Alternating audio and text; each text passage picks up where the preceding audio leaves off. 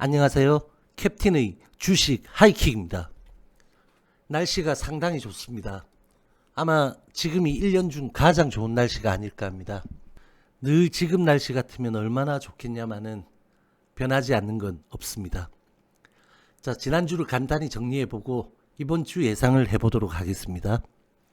지난주 글로벌 증시는 미국 대선 판도와 그에 따른 불확실성 확대, 미국 부양책 관련 소식들에 의한 등락, 그리고 코로나 재확산 강도 심화, 기업들의 3분기 실적 발표 등에 따라 혼조세를 보였습니다. 주요 국가 지수의 주간으로는 다우 0.07% 상승, 3주 연속 상승입니다. 나스닥 0.79% 상승, 음봉이죠. 4주 연속 상승입니다. S&P 0.19% 상승, 역시 3주 연속 상승입니다. 중국 1.96% 상승, 홍콩 1.11% 상승, 3주 연속 상승입니다. 대만은 사상 최고가 저항을 받고 1.06% 하락입니다. 일본 0.89% 하락, 호주 1.15% 상승, 영국 1.61% 하락, 독일 1.09% 하락, 프랑스 0.22% 하락 등입니다. 미국 대선이 약 2주 앞으로 다가왔습니다. 여전히 바이든의 큰 폭 우세가 유지되고 있지만 미국 선거제도상 민주당이 안심할 상황은 아직 아닙니다. 바이든 차남의 의혹이 터져나온 상황에서 이번 논란의 확대가 예상되고 있고 22일에 진행될 2차 TV 토론에서 트럼프가 맹공을 펼칠 것으로 보입니다. 그래서 선거 막판 판세가 요동칠 가능성이 다분히 있습니다. 이와 함께 남은 기간 시장의 변동성을 가져올 만한 이슈가 몇 차례 더 발생할 것이라는 예상이 충분히 가능한 시기입니다.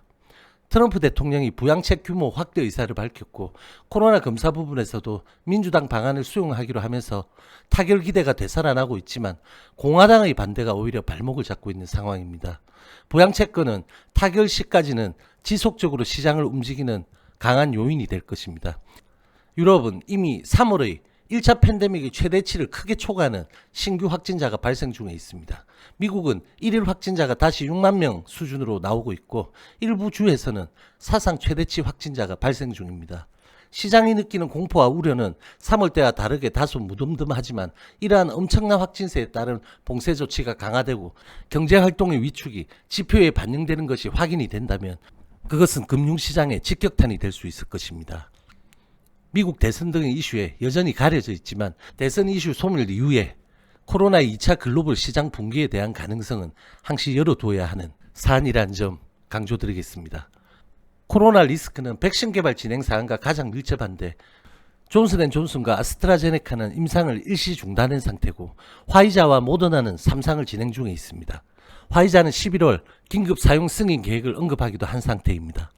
기업들의 실적 발표가 이어지고 있고 대부분의 기업들은 기대치를 상회하고 있지만 대선 이슈에 밀려 시장의 지지력을 일부 제공하는 정도입니다. 19일 월요일 발표되는 중국의 3분기 GDP와 9월 소매 판매는 양호할 것으로 예상되고 시장은 반영 중에 있습니다. 혹시나 예상치를 벗어날 경우 시장의 쇼크가 될 수는 있습니다. 유럽에서도 10월 제조업과 서비스업 PMI가 발표될 예정이 있습니다. 주요 지표의 주간으로는 WTI 1.28% 상승한 배럴당 41.12달러, 금값은 0.97% 하락한 온스당 1900.8달러, 시카고 옵션 거래소 12호의 빅스는 9.64% 급등한 27.41%로 증시에 한 발 앞서 변동성을 강하게 예상하고 있는 상황입니다. 27.81포인트 이 라인이죠.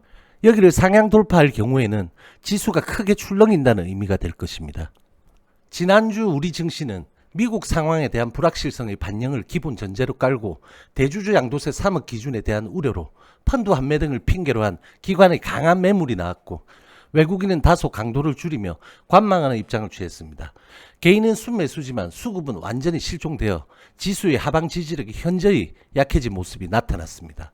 특히 코스닥에서는 5일간 양매도가 진행되었고 같은 기간 기관은 7,982억의 매도로 5일 기준으로는 코스닥 역사상 최다액의 매도를 때렸습니다. 한 주간 코스피는 외인 1,281억 매수, 기관 7,890억 매도, 코스닥은 외인 1,280억 매도, 기관 7,982억 매도입니다. 선물은 외인이 3,943억 매수, 기관은 2,639억 매도를 보였습니다.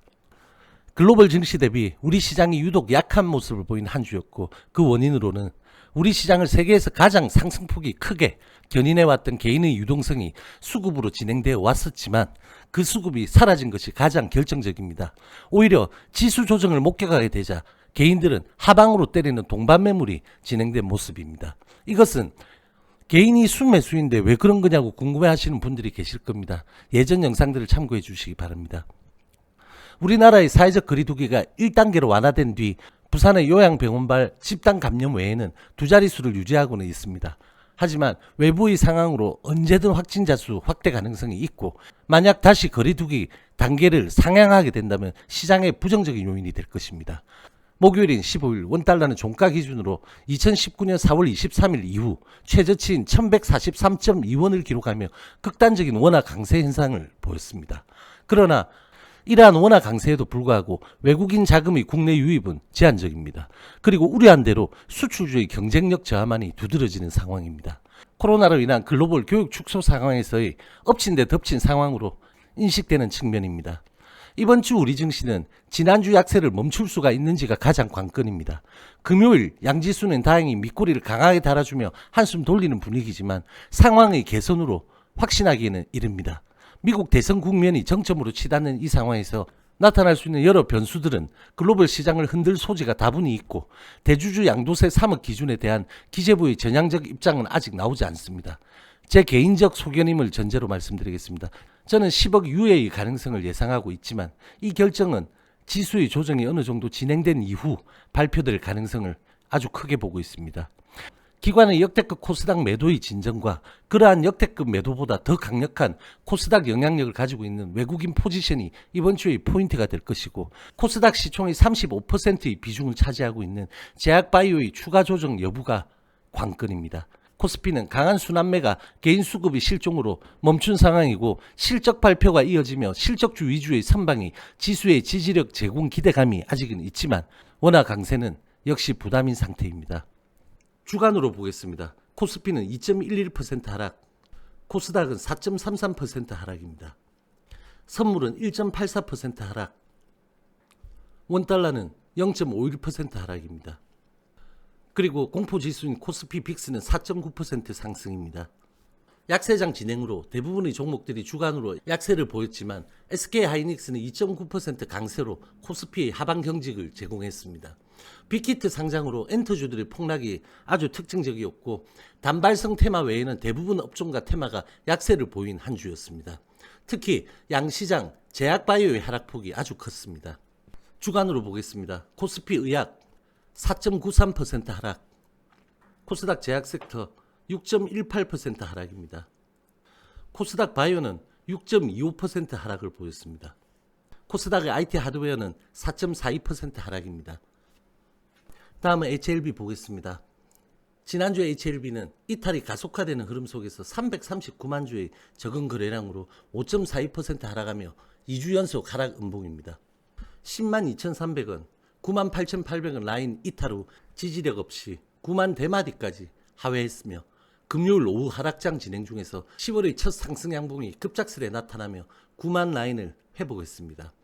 만약 200만 주 정도 이상의 거래량이 수반된 양봉이었다면 더 좋은 신호를 주는 캔들이었겠지만, 수급이 돌아선 시간이 장 후반이어서 그런 거래량이 나타날 시간이 부족했습니다. 그리고 폭락장이 정점에 달한 시간대에서 시장 밑꼬리보다 선행해서 나온 턴의 상황이라 탈출 매물 부담도 상당했습니다. 금요일 상황만 놓고 본다면 연일 폭락을 보이던 지수가 하락의 정점을 보일 때까지의 구간에서 LB의 하방 거래량은 여전히 적었고, 상방 수급 직후 탈출 기회로 인식한 매물 부담은 상당했지만 이후 자제되었습니다. 그리고 윗꼬리가 짧았다는 것이 긍정적입니다. 이번 주는 기본적으로는 턴의 가능성을 더 높게 보고는 있지만, 주 초반 한 차례 정도 더 9만 대마들을 위협하는 시도를 보여줄 가능성도 열어두기로 하겠습니다. 만약 그러한 경우가 나온다면 목요일 종가와 금요일 시초가, 경우에 따라서는 금요일 저가가 강한 지지 가격이 될 것이고, 이탈되어서는 안 될 것입니다. 최소한 저번 주에는 멈추는 곳이 어딘지 알 수 없는 상황에서 금요일 이 양봉으로 기준이 잡힌 것만으로도 아주 긍정적인 전환이라고 보아야 합니다. 이번 주 턴의 흐름이 나온다면 5일선과 60, 121선 회복은 당연하고 98,800원 라인의 강한 회복이 1차 급선무입니다. 98,800원 라인을 회복하게 되면 다시 전혀 다른 국면에 접어들게 되는 것입니다. 또한 NDA 지연 뉘앙스와 옵티머스건에 대한 리스크를 상쇄시킬 수 있는 강한 모멘텀이 필요합니다. 결자 해지처럼 NDA 신청 지연은 확대 해석이라는 회사의 입장이 나온다든지 이뮤노믹 백신 관련이라든지 아니면 다른 무엇인가가 필요합니다. 다를수록 파급력은 더 클 것입니다. HLB 생명과학 보겠습니다. 지난주 엘생은 987만 주의 거래량으로 6.99% 하락하며 2주 연속 하락 음봉입니다. LB 대비 상승폭이 훨씬 컸던 점 때문에 하방 키 맞추기를 진행해온 엘생도 금요일 폭락장의 정점에서 상당한 슈팅폭을 기록했고 역시 장 초반부터 장중 하락 구간에서는 하방 거래량이 상당히 작았습니다. 슈팅 거래량이 나온 직후 탈출 단기 매물의 저항으로 윗꼬리가 일부 달렸지만 충분히 좋은 형태의 캔들이라고 볼 수 있습니다. 단 LB와 마찬가지로 거래량이 다소 적은 점은 아쉽지만 턴의 시점이 2시 이후라 거래량 발생 시간이 부족했던 점은 감안되어야 하겠습니다. 엘생도 마찬가지로 이번 주 초반 한 차례 더 하방 위협을 한다면 목요일이 종가나 금요일이 시초가인 24,200원에서 24,050원 부근의 지지가 있어야 하겠고 최악의 경우라도 금요일이 저가인 23,600원의 지지는 필수적입니다. 턴의 흐름에서는 금요일 저항이었던 26,000 부근 라인의 회복은 물론 21선이 지나고 있고 10월 8일 장대 연봉으로 이탈했던 28,000 라인의 회복까지는 기대해 보도록 하겠습니다. 이렇게 좋은 날씨와는 다르게 지난주 우리는 아주 힘든 장을 겪었습니다. 그렇게 같은 가치에서도 끊임없이 변하는 것이 바로 위험 자산인 주식입니다. 그렇지만 변하지 않는 것도 존재합니다. 황소의 모습이든 곰의 모습이든 이 시장은 항상 열리고 또 수많은 참가자들은 쉴 새 없이 누군가는 파는 가격에 누군가는 사고 있고 누군가는 사고 있는 가격에 누군가는 팔고 있다는 사실입니다. 대다수가 환호하는 것이 또 대다수가 절망하는 것이 반드시 진실이고 미래 가치의 본 모습이 아니란 사실을 항상 잊지 마시길 바라겠습니다. 오늘 영상은 여기까지 하도록 하겠습니다. 저와 함께 여러분들의 성투는 계속될 것입니다. 화이팅!